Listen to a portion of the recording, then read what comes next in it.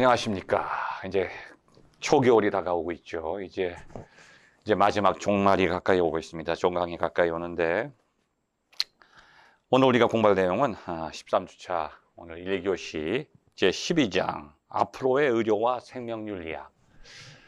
앞으로 의료와 생명윤리가 어떤 방향으로 나가야 될 것인가.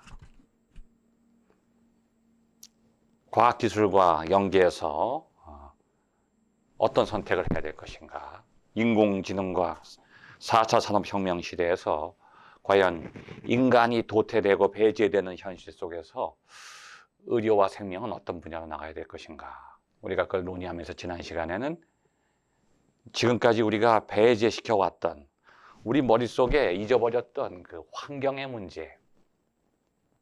우리가 아무리 의료 분야가 발전하고 생명윤리가 정착이 되더라도 환경이 망가져 버리면, 지금 우리의 삶의 터전이 환경이 망가지면 우리가 아무리 건강을 유지하려고 혁신적인 의료기술을 개발해도 생명과학을 발전시켜도 우리의 생명의 근원이라고 하는 것은 바로 우리가 살고 있는 이게 지구 환경이잖아요. 지구 환경이 망가져 버리면 대기권이 사라진다, 공기가 없어진다, 물이 오염된다. 그럼 이건 우리의 희망은 의료혁명과 생명과학의 기술혁신에만 있는 게 아니라 환경의 보존과 환경의 회복에도 있다고 하는 것. 그래서 우리가 지난 시간에 여기 202페이지 3절에 생명윤리학과 환경 문제를 우리가 다뤘습니다. 자, 의료의 발달과 첨단 과학기술이 발전할수록 환경이 망가지고 있다. 여기 내용들을 쭉 지난 시간에 공부했고, 자, 오늘은 203페이지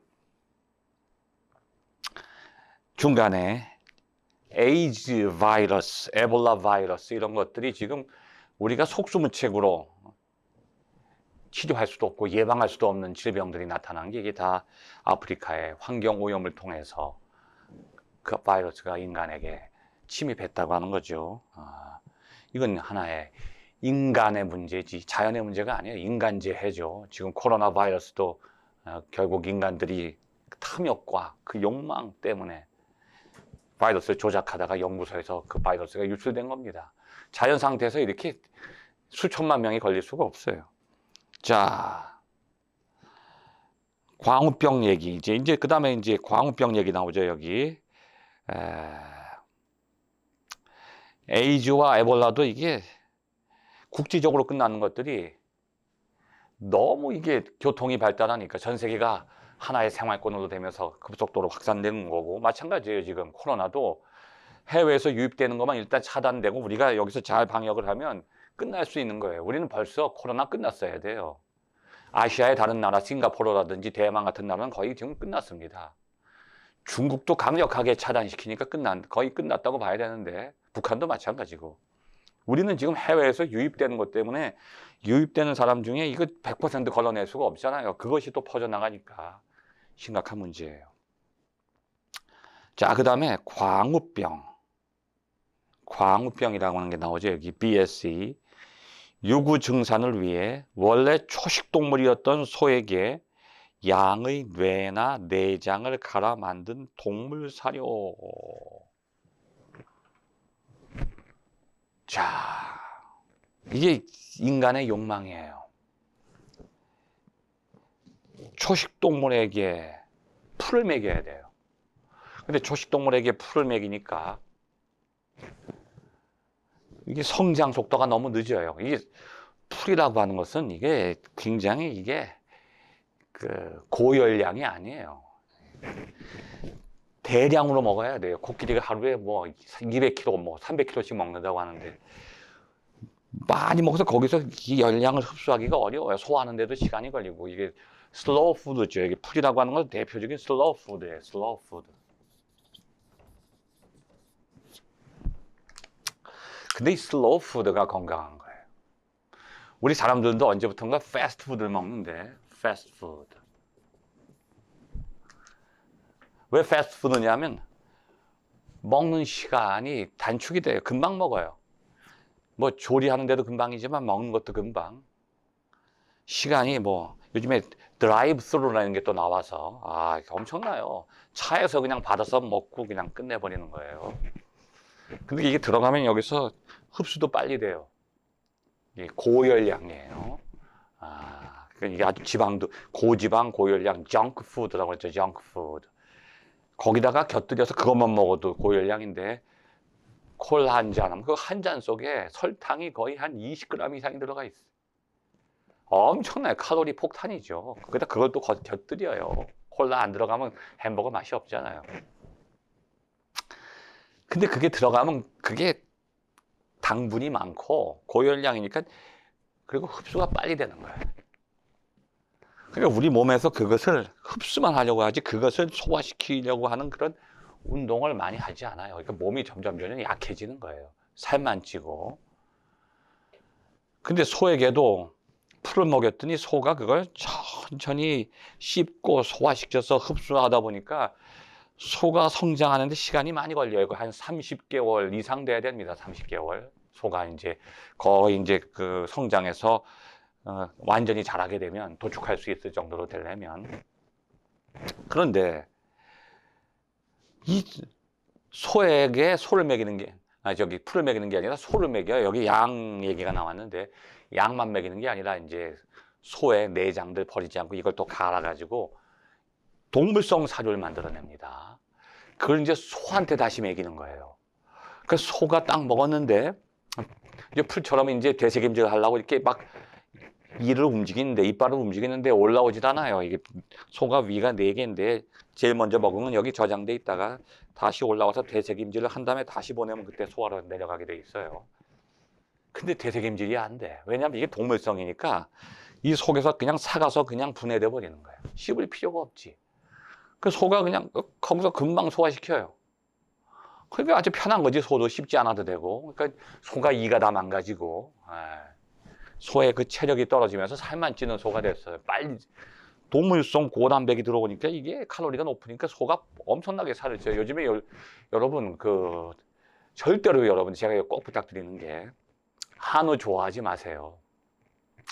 한우 좋아하지 마. 한우 중에 지금 거의 90% 뭐 99%가 너무 과장이라고 할 테니까 90% 이상이 이게 동물성 사료 먹인 겁니다. 동물성 사료. 빨리 성장시키고요. 소를 가둬놓고서 꼼짝 않고 이렇게 그냥 있게 해요. 그러니까 운동을 안 시키는 거예요. 그리고 소에다가 동물성 사료뿐이 아니라 이 마블링을 위해서 옥수수 같은 걸 먹여요. 근데 옥수수를 먹으면 그 옥수수에 지방이 많잖아요. 그게 이제 이게 침투가 되는 거예요. 그래서 고기 사이에 기름이 껴서 아주 그게 아주 맛있고 신선한 고기처럼 보이지만 그거는 특별하게 소를 그렇게 키우는 겁니다. 운동을 시키지 않고요. 동물성 사료 먹이고 옥수수를 먹여서 소에게 지방질을 많이 들어가게 하는 거예요. 근데 우리 한국에서는 마블링을 따져요. 일본 사람들하고. 서양에서는 그렇지 않아요. 그 고기가 얼마만큼 신선한가, 단백질 함량이 높은가 뭐 이런 거 가지고 따지지 마블링 갖고 따지는 게 아닌데 마블링 높은 고기 여러분 피해야 됩니다. 그 옥수수 먹인 거예요. 절대로 이게 좋은 소가 아니에요. 들판에서 풀을 먹인 소는 오히려 그 마블링이 적습니다. 자, 그래서 소가 소를 먹으니까 이상의 몸에서 단백질 합성이라든지 여기 이상이 생기는 거예요. 풀을 이제 몸에서 합성해서 그걸 단백질로 바꿔야 되는데 단백질이 들어오니까 이 신경계통과 그 소의 하여튼 그 소화계통에 이상이 생겨서 광우병에 걸리는 거예요. 그래서 소가 그냥 쓰러지는 거죠. 근데 그 소를 또 인간이 먹어야 되잖아요. 어떤 문제가 나올지 여러분 알 수가 없어요. 마치 유전자 변형식품처럼 앞으로 이런 문제들, 환경을 인간이 파괴해서 그 먹이사슬을 물러나게 한 그 결과가 인간에게 돌아오게 돼요.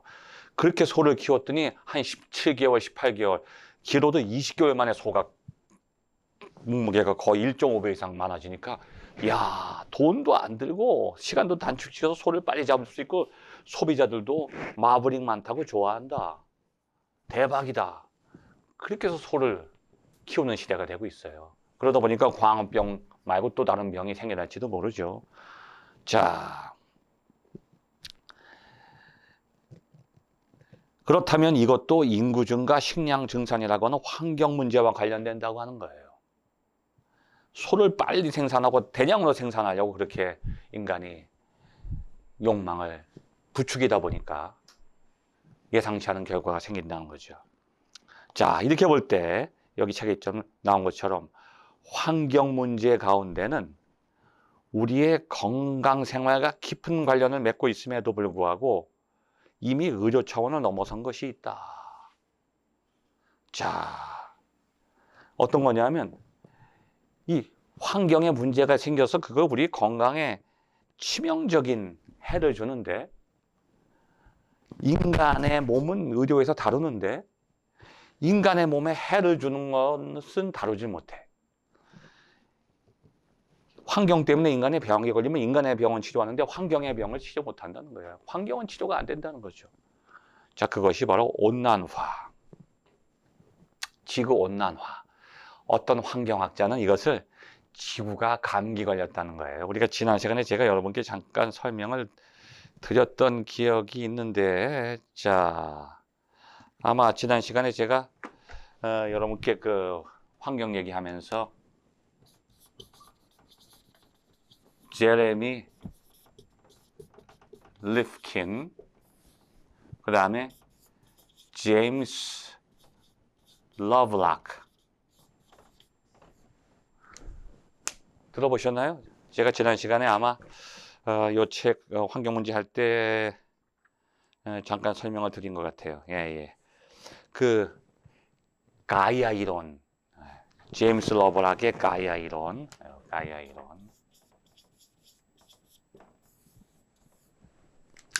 가이아 이론에 보면 지구라고 하는 것이 하나의 거대한 유기체라는 거죠. 그러니까 지구가 하나의 생명체로 본다면 오존층이 뚫렸다. 그러면 지구가 피부병에 걸렸다는 거예요. 오존층이 뚫렸다. 오존에 구멍이 난 거예요. 지구의 피부에 상처가 났다는 거죠. 그 다음에 지구 온난화. 그럼 지구가 열이 있다는 거예요. 감기 걸렸다는 얘기죠. 그런 식으로 이제 표현하는 학자들도 많이 있습니다. 자, 온난화와 그 결과가 그러한 예이다. 에너지의 대량 소비를 배경으로 우리가 너무 에너지를 대량 소비하다 보니까 지금 이게 단시간에 엄청난 이산화탄소가 생기는 거예요. 지금까지 인류의 역사 가운데 인류가 지금까지 배출한 양보다 최근, 그러니까 이 지구에 인간이 출현한 이후로 지금까지 배출한 이산화탄소량보다 최근 50년 동안 배출한 양이 더 많다고 하는 거죠. 특히 이 자동차 배기가스. 이게 제일 큰 주범이고 두 번째가 뭘까요? 이산화탄소. 자동차 배기가스 전 세계에 지금 차가 몇십억 대가 있잖아요. 그 몇십억 대만큼의 많은 이산화탄소를 배출시키는 게 있어요. 뭘까요? 탄산가스를. 동물이에요. 소, 돼지들이 트림하고 방귀 낄 때 나오는 그것도 엄청나다는 거죠. 그만큼 우리가 동물들을 많이 사육하고 있다고 하는 거예요. 에너지의 대량 소비를 배경으로 이산화탄소 등 가스가 증가하고 그것이 지구의 온난화, 온실 효과예요. 이 태양의 복사열이 밖으로 나가지 못하게 막고 있는 거예요. 지금 엄청나게 뜨거워지고 있어요. 큰일 났어요, 이거. 앞으로 10년 내에 지금 여러분 한국의 기후가요. 봄, 여름, 가을, 겨울 4계절이 뚜렷한 온대성 기후잖아요, 우리가. 그러니까 적도를 중심으로 해서 이 북반구 온대성 기후예요. 근데 지구 온난화가 지금 심해져 가지고 이미 북극이 녹아내리고 북극의 눈물이란 여러분 다큐멘터리도 보셨죠? 남극이 녹아다녀요. 빙산이 다 녹아요. 그리고 시베리아의 온도가 북극의 온도가 이게 올라가요. 더워지니까 시베리아의 이 찬 기온을 자꾸 남쪽으로 내려보내요. 그래서 한동안 우리가 겨울에 굉장히 추웠는데 이제 찬 기온이 다 내려와서 이제 찬 기온이 없어요. 그럼 이제 북극도 더워지고 있어요. 그리고 한국도 더워지는데 제 생각에는 지금 앞으로 한 50년 안에 한국은 아열대가 됩니다. 그 증거가 금년 여름에 있었잖아요. 100년 만에, 100년이 뭐예요? 2달 동안 장마예요. 앞으로는요, 장마가 한 3달 이어지고, 그 다음에 그냥 가을철이 돼서 3달은 비가 안 와요. 아주 독특한 전형적인 아열대 기후. 우기와 건기가 나눠지는 거예요. 우기와 건기가. 그래서 봄, 여름, 가을, 겨울에서 봄과 가을이 사라집니다. 그리고 여름과 겨울만 남는 아열대로 변화지고 있어요. 지금 슬픈 일이에요. 봄과 가을이 사라져요. 그럼 이게 이 기후의 변화가 이 식물과 동물에 엄청난 영향을 줘요. 지금 우리가 먹고 있는 이런 채소 음식들이 다 사라져야 돼요. 이제 그런 것들이 없어져요. 그리고 이제 우리는 앞으로 바나나를 심어야 돼요. 열대성 앞으로 그래도 한 50년이 지나면 아마 100년 안에 우리는 또 열대 기후가 돼요. 이제 겨울이 사라지고 아프리카처럼 우리가 흑인이 되는 거죠. 이게. 그런 시대가 앞으로 도래하게 됐네. 그 이유가 뭐냐? 지구 온난화예요. 아주 이게 무서운 겁니다. 그래서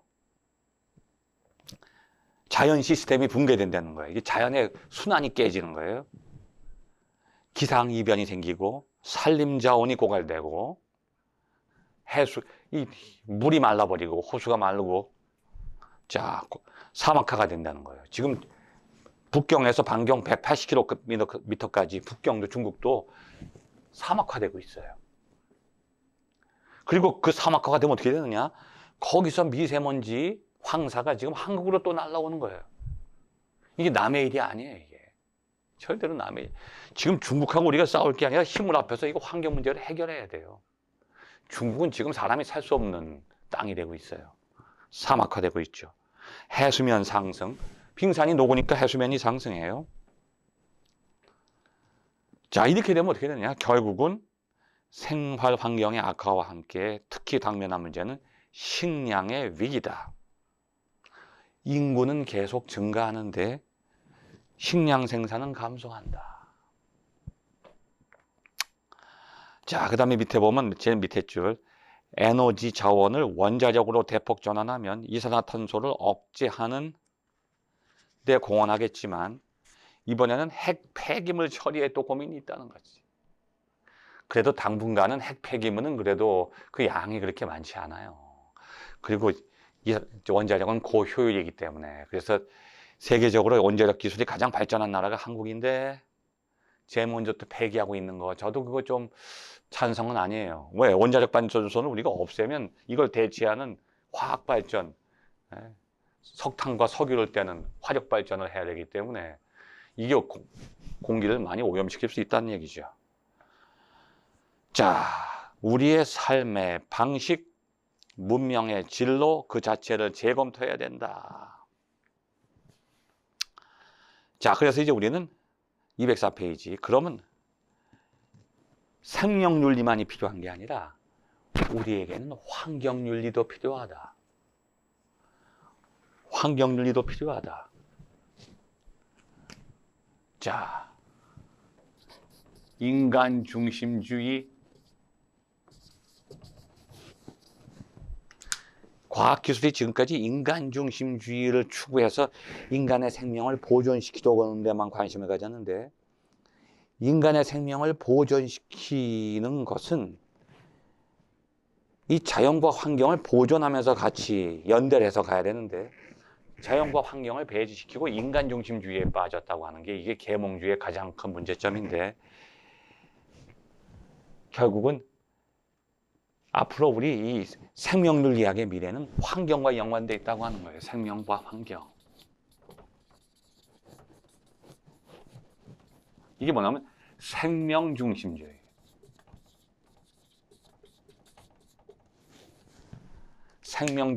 인간 중심주의에서 생명 중심주의로 우리가 나아갈 때 생명윤리만이 희망이 있는 게 아니라 환경윤리도 희망이 있다고 하는 거죠.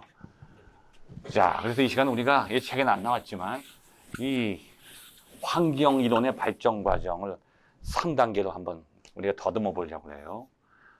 심층 생태론, 그 그 다음에 사회 생태론,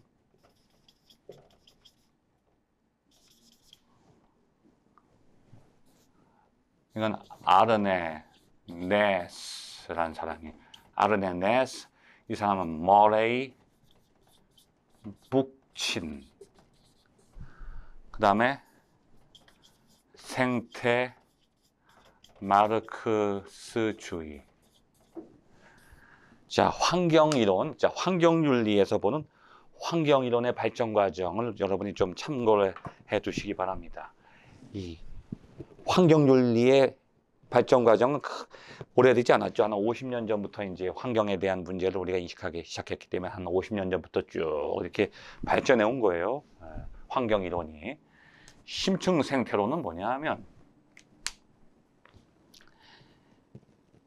환경오염의 문제점은 인간의 의식 속에 어느새 자기가 자연 속에 있는 한 자연적인 존재라고 하는, 자기도 자연의 일부라고 하는 생각을 잃어버리고 언제부턴가 인간이 자기 자신을 자연과 분리시켰다. 이게 계몽주의적인 전통이에요. 인간과 자연이 분리돼요. 개인이라고 하는 거, 나와 타인을 분리시키고 주체와 객체를 분리시키고 이기적이고 개인주의적인 개체적인 사고를 하게 된 것이 계몽주의 전통인데, 그게 인간의 머릿속에 들어가서 환경과 자신을 분리시키는 인간중심주의. 심층 생태론은 인간중심주의를 비판하는 거예요. 결국은 인간중심주의가 환경 문제를 야기시키는 원인이다. 그렇게 주장하는 것이 심층 생태론. 그 다음에 사회 생태론은 뭐냐 하면 환경의 문제는 사회적인 문제다. 환경 문제는 사회적인 문제다. 왜냐하면 사회 안에 존재하는 그 모든 의식 속에 환경에 대한 부정적인 의식, 다시 말해서 인간중심주의 뿐이 아니라 사회적인 문제라는 거죠. 사회적인 문제. 결국은 남자가 여자를 경시하고 가부장적인 의식을 가지고 있고, 돈을 가진 자가 없는 자를 멸시하는, 그러니까 이 경제구조 안에 있는 자본주의적인 것도 있지만 정치적인 문제들, 인간의 의식 속에 그 권력과 계급적인 지배관계, 그런 것들이 결국은 자연에게 투사돼서 환경의 문제를 가지고 왔다는 것이 머레이 북친이 말하는 사회생태론이에요. 환경오염의 문제는 결국은 인간이 발전과 성장을 추구하고 결국은 자신의 이익을 중시하는 인간의 욕망이 빚어낸 결과가 결국은 환경의 문제다. 그렇게 보는 것이 사회생태론이고, 생태 마르크스주의는 뭐냐 하면 환경의 문제는 자본주의의 문제다. 이 자본주의적인 생산구조, 계급구조, 이것이 환경을 파괴했다. 끝없이 이익을 증가시키는 이윤 추구의 자본주의 원리가 환경오염을 가중시켰다고 보는 사회주의적인 입장이죠. 그래서 생태 마르크스주의라고 그래요. 이렇게 환경이론의 발전 과정이 크게 3단계를 거쳐왔다. 이것을 여러분이 좀 잘 알아두시면 되고, 그 다음에는 지금 우리 시대에는 아직은 이제 이게 많이 구조화되진 않았지만 에코페미니즘,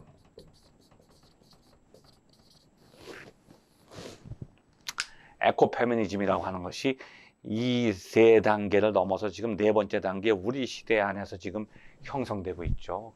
이걸 또 4번째로 본다면 이렇게 에코페미니즘이라고 볼 수 있어요. 에코페미니즘의 뜻은 뭔가 하면 페미니즘과 환경이론이 만난 거예요. 그러니까 여성이 억압되는 사회 구조가 환경의 문제다. 그래서 환경의 문제가 여성의 문제고 여성의 문제가 환경의 문제다. 그래서 우리 시대에 페미니즘 운동이 일어나면서 환경과 여성을 함께 보는 거예요. 왜냐하면 우리 사회 속에서 사람들이 생각할 때 폭력, 억압, 무질서, 전쟁, 파괴, 이런 원리들은 남성적인 개념이라는 거죠. 남성 명사고, 너무 인류가 남성적인 그런 의식을 가지고 남성적인 이상을 추구해 왔기 때문에 환경이 파괴됐기 때문에 이제는 여성적인 질서가 이 사회에 필요하다. 그런 입장에서 환경학과 여성학을 결합시킨 것이 에코페미니즘이죠. 자, 이어서 우리 다음 시간에 계속해서 책을 중심으로 환경이론을 공부해 보기로 하겠습니다. 감사합니다.